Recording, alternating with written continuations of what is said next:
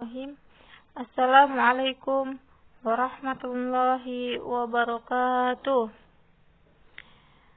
Bagaimana kabarnya hari ini?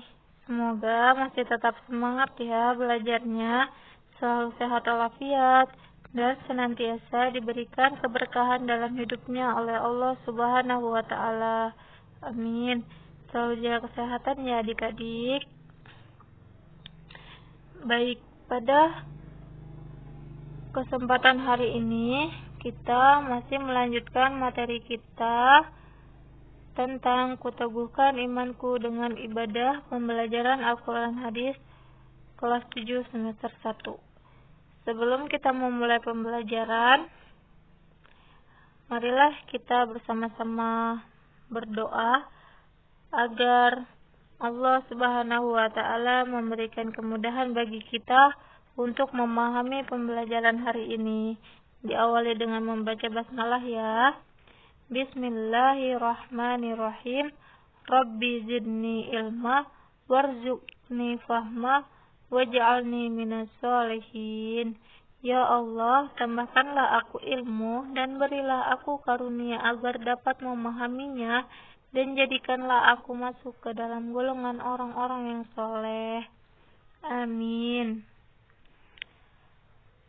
Nah, dalam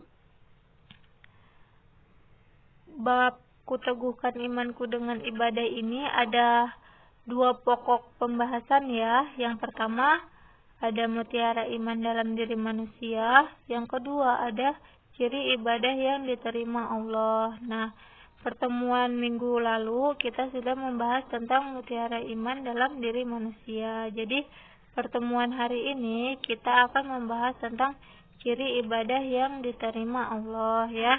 Lanjut. Nah, tujuan pembelajarannya kalian bisa lihat sendiri. Yang pertama ada siswa diharapkan dapat menulis dan memaknai hadis tentang iman. Yang kedua ada siswa diharapkan dapat menulis dan memaknai hadis tentang ibadah ya. Selanjutnya, nah sebelum kita masuk ke materi pada hari ini, kita sedikit mengulang dulu ya materi yang minggu kemarin tentang mutiara iman dalam diri manusia. Masih ingat hadisnya? Hadisnya berbunyi, Bismillahirrahmanirrahim. Al-imanu ma'rifatun bil qalbi wa qaulun bil lisani wa amalun bil arkani. Yang artinya, iman itu diyakini dalam hati, diucapkan dengan lisan, dan dilakukan dengan anggota badan atau perbuatan ya. Hadis tersebut menjelaskan ada tiga hal yang menjadi unsur penting sebuah keimanan. Apa tiga hal unsur penting itu? Yang pertama ada hati yang meyakini, yang kedua lisan yang mengikrarkan, dan yang ketiga anggota badan yang selalu menerapkan dalam perbuatannya ya. Nah, ini ada hadis tentang rukun iman. Minggu kemarin saya lupa untuk menyampaikan hadis tentang rukun imannya. Jadi pertemuan pada hari ini aja sekalian saya sampaikan hadis tentang rukun iman.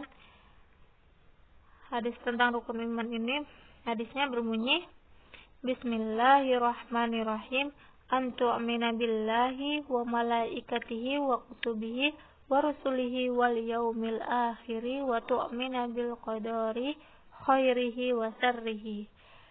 Yang artinya, hendaklah engkau beriman kepada Allah, malaikat-malaikatnya, kitab-kitabnya, rasul-rasulnya, dan hari akhir, dan engkau beriman kepada takdir yang baik maupun yang buruk. Penjelasan hadis ini, kecintaan kita kepada Allah tentulah diawali dari keyakinan kita akan keberadaannya. Kemudian lisan kita yang penuh kesadaran mengikrarkannya. Selanjutnya, tentulah tanpa paksaan sedikit pun kita dapat mengaplikasikan dalam kehidupan kita. Itulah kecintaan yang sempurna kepada Allah. Itulah keimanan yang hakiki kepada Allah, sehingga ia meletakkan keimanan kepadanya pada tempat tertinggi dibanding kecintaannya kepada apapun.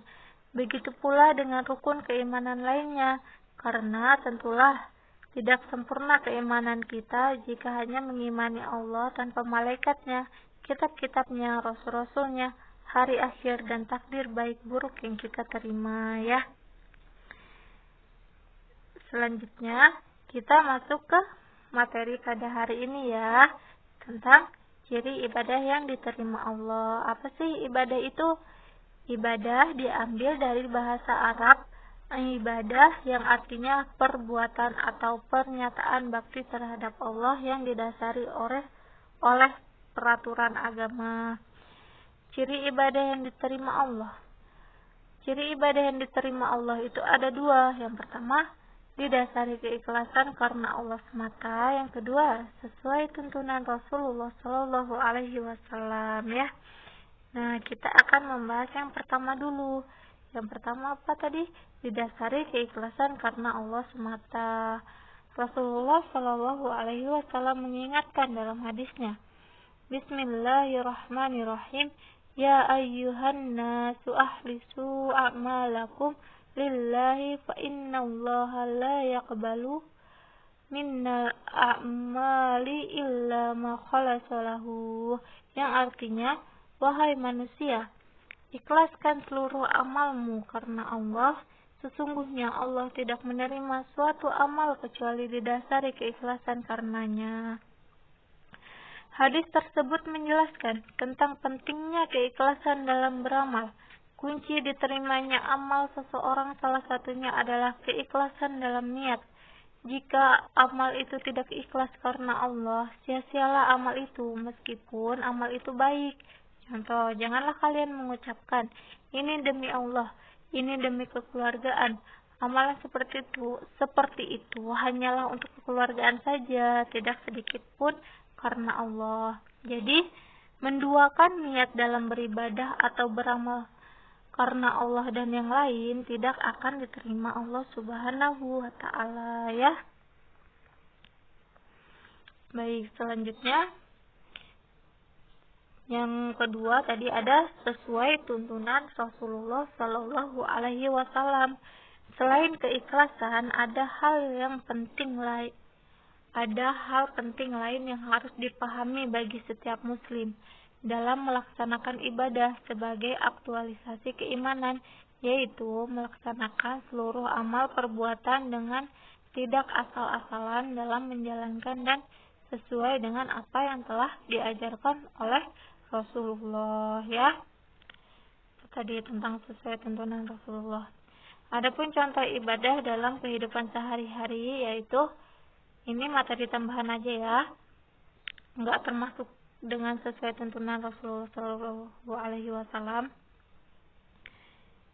Materi tambahan tentang contoh ibadah dalam kehidupan sehari-hari itu ada sholat, puasa, bayar zakat, dan melaksanakan haji. Nah, ini merupakan ibadah yang wajib dilakukan selagi kita mampu. Namanya ibadah mahdah yang sudah ada syarat dan rukunnya. Ada juga ibadah yang tidak ada syarat dan rukunnya, namanya ibadah ghairu mahdah. Seperti kita membantu teman yang sedang kesusahan tanpa mengharapkan balasan atau pamrih. Ikhlas karena Allah, maka itu akan bernilai ibadah karena ada iman dalam hatinya ya. Nah, sudah selesai pembahasan kita pada hari ini.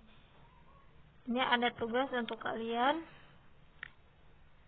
Yang pertama, tuliskan kembali hadis tentang keikhlasan karena Allah semata beserta artinya dan berikan penjelasan menurut Anda terkait hadis tersebut.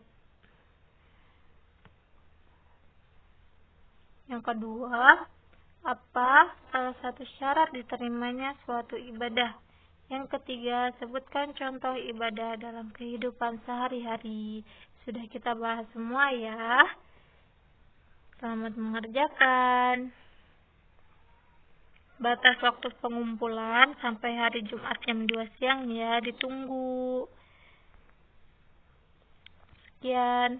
Semoga ilmu yang disampaikan pada hari ini dapat dipahami dan dapat bermanfaat untuk kita semua. Dan mohon maaf jika saya ngomongnya kurang jelas.